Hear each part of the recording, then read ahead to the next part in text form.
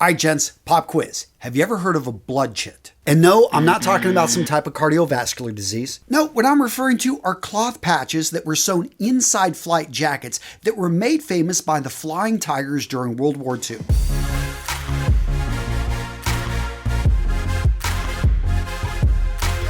Now, if you know your military history, you'll remember the Flying Tigers were a volunteer American group that operated from 1941 to 1942 and opposed the Japanese, flying under the flag of the Republic of China Air Force. Now, the pilots came from the United States Army Air Corps, Navy, and Marine Corps, and pretty much none of them spoke Chinese. So there was going to be an issue if they were shot down over China, how to communicate that, yeah, I'm fighting for you guys and you need to get me to safety. So to deal with this issue, they stole a page from the playbook of the Royal Air Force from World War I, who used what was called ransom notes for the first time. And that's where pilots flying over an area where they don't speak the language would have notes that promised a reward, promised a gift in kind if you got me, the pilot, to a safe haven. In World War II, they became known as blood chits, and the ones worn by the Flying Tigers actually had in Chinese on the inside of the jacket, "This is an American fighting for the Chinese. Make sure to see him to a safe haven. And if you do this, you will be rewarded." Now, as World War II expanded, those chits were eventually written in over 50 languages, used in fronts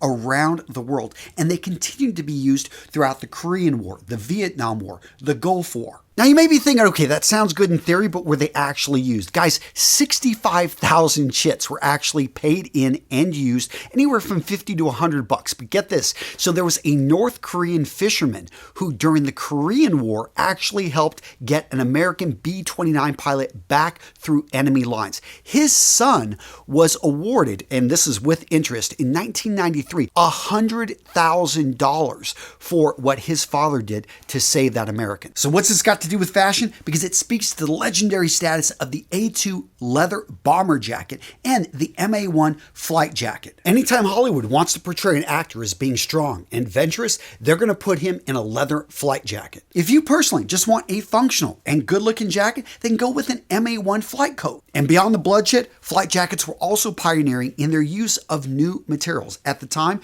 they were using a fire-resistant polyester type material that was inexpensive to make, and to this day we're seeing used in jackets around the world. In addition, you could turn the jacket inside out. Inside the jacket, you had a bright orange. And we see this reversible clothing all over the place. Why did they use this in the military? Because if you're a down pilot and that helicopter is coming in to save you, you want to be spotted, whether you're in the water, whether you are in a dry land. You don't want to wear anything camouflage, so you're turning that jacket inside out so that you can be spotted by search, air, and rescue. Now, today's video, gents, is brought to you by my friends over at 511 Tactical. And I have to say that they have done an amazing job bringing style to tactical clothing. I know it sounds like an oxymoron, but think about James Bond. Think about Jason Bourne. These guys looked good. They made things happen with functional clothing that never let them down. That's what 511 Tactical is doing. Seriously, if you're into functional clothing that looks good, you need to get over to their website and check out all the great options they've got.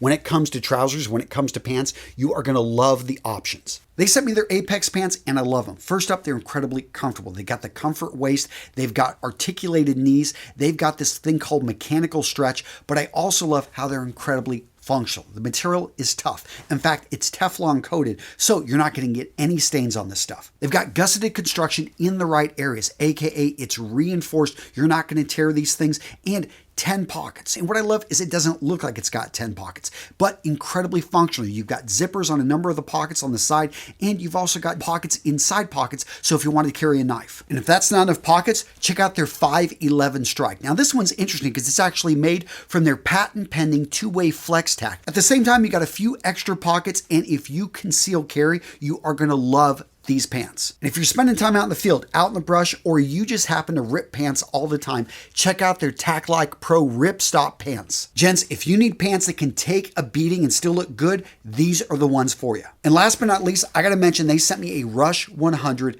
backpack. So I was thinking about doing a video on bug out bags. Let me know in the comments if you'd love to see a video like that. But I was just super impressed with this internal frame, the overall structure, the functionality of this backpack. This is a backpack that's going to last you a lifetime. I'm telling you, Go check out 511 Tactical. I'm loving the clothing. I love the combination of tactical with style. Not many people do this well, and these guys are killing it. And by the way, they have a special sale that is going on right now, so don't wait. Use that link down in the description of today's video to get the best deal out there on the web. They've got a limited time sale. It is going to disappear, so use it or lose it, guys. Again, that link in the description of today's video is going to get you the best deal on the web over at 511 Tactical. Speaking of fashion trends coming from the military into the civilian world, let's talk about camouflage. Right here, check out this camo kilt. Any of you guys out there kilt wearers, let me know in the comments below, and I want to hear your opinion about camouflage in general. I used to be against it, then I got a pair of camo shorts like this right here. Check out these camo shorts. I find that they are so easy to wear. Yes, they are casual, but when you're wearing shorts, you're casual in general. I find pairing them with a nice dark colored polo, a light colored polo, going with even some nice shoes with this, all of a sudden I'm having fun. I'm bringing in a pattern that normally is very difficult to match. But when you wear it with shorts, and again, you wear it just a solid colored shirt, I think it looks pretty good. And again, down in the comments, I want to hear what you think of that kilt, what you think of camouflage in general. Should I do a bug out bag video? Again, let me know in the comments below. Now, this next fashion trend started getting hot in 1916, and that's when the New York Times wrote about it and said, why in the world are Europeans starting to wear bracelets with clocks on them? Nowadays, we call these wristwatches, but back in 1916, you had pretty much only pocket watches, and they were not very common. You had to have money to have a pocket watch because, let's just face it, the intricacies, they were all handmade. This was something that was a big deal. It was a status symbol. Pretty much, you either had a lot of money or you worked in a profession like you operated a train, and therefore you needed to be able to tell the time so there wasn't going to be any accidents or anything like that. Point being is that this was something that very few people had. But when you're on the front, 1914, 1915, trench warfare, these military officers all had watches. This was something that they bought themselves, and they were trying to figure out how to best carry these things because they didn't want to be pulling them out of their pockets. You're about to do, a charge, and you wanted to make sure everything was lined up. Timing had to be perfect here. So in that case, all of a sudden, they're basically finding ways to strap them to the wrists. They were taking bands, they were taking bracelets, they were actually even affixing them to their clothing. Per military request, a number of wristwatches were commissioned, and after the war, the wristwatch started taking off. It became a fashion trend, and to this day, it has now replaced the pocket watch, and wristwatches, even if now they've gone high tech, are something that we still see that men and women will love and wear. Now, this next fashion trend was started by a military regulation change in 1913. Before then, undershirts basically had buttons on them, and since the 1880s, they had been using this design. It wasn't very comfortable and it wasn't very functional. Well, the military said, you know what, we need these guys working, cleaning, the top of decks and stuff on boats. So let's give them a piece of gear that is simple and that basically frees up the arms. The t-shirt was invented. 1913, original designs were actually made from wool. They took a long time to dry. It just wasn't a great design, but eventually within a period of about 5 to 10 years, we saw that transition to the cotton t-shirt as we know it. And they went with white because it was incredibly cheap. Since about 1920, we saw the white t-shirt. All of a sudden and this was underwear. This was not something that was shown. It wasn't until the 1950s that we saw the white t-shirt all of a sudden being worn under a leather jacket on the big screen, that all of a sudden t-shirts started coming into their own. And then the late 1970s, 1980s, we saw the fashion tee all of a sudden putting, a little slogan or logo or something, I love New York, across the tee. All of a sudden made it something that people would wear every day. The next fashion trend coming out of the military, the classic Aviator. So this goes back to 1929. Army Air Corps General McReady, he basically noticed his pilots were starting to get headaches. They're flying at higher altitudes. It's just the rays, it was just really affecting him, the sun. So he said, hey, we need to design some type of protection.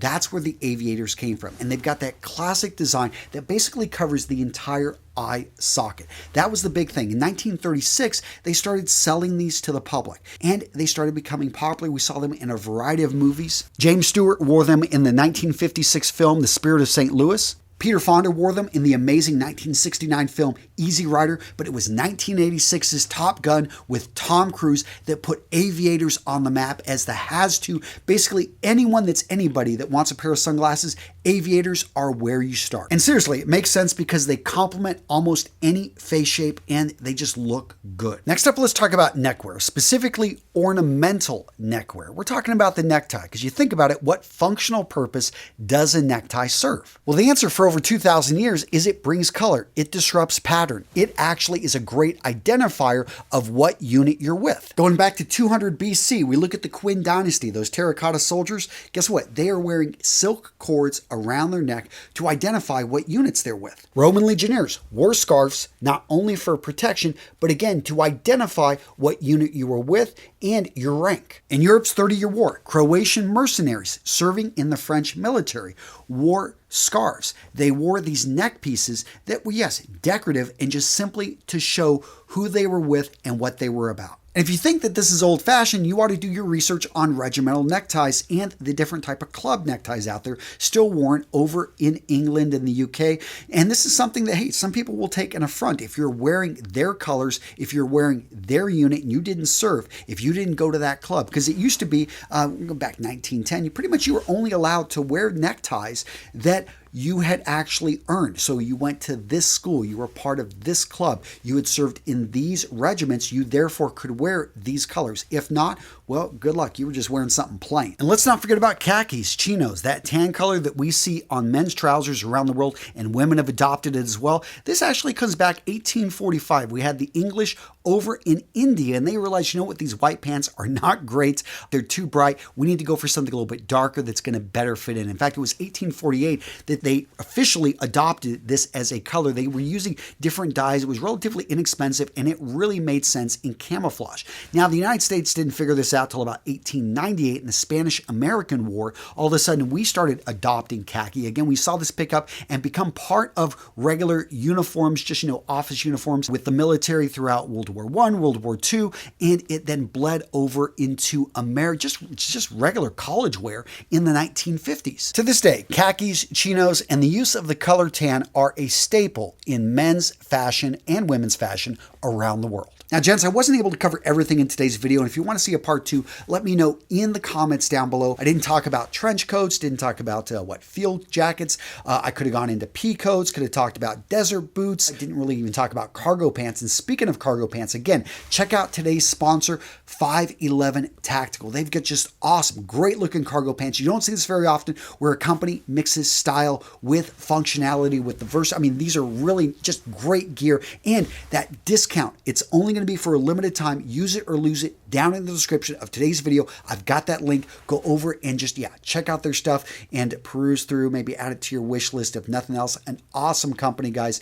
And that's about it. So what video to watch next? How about how I rank military uniforms around the world? Who's got the best uniforms? Well, I think it's pretty obvious who's got the best, but find out what I say in this video right here. I also rank some really bad ones, but I enjoyed this video. It's a good one.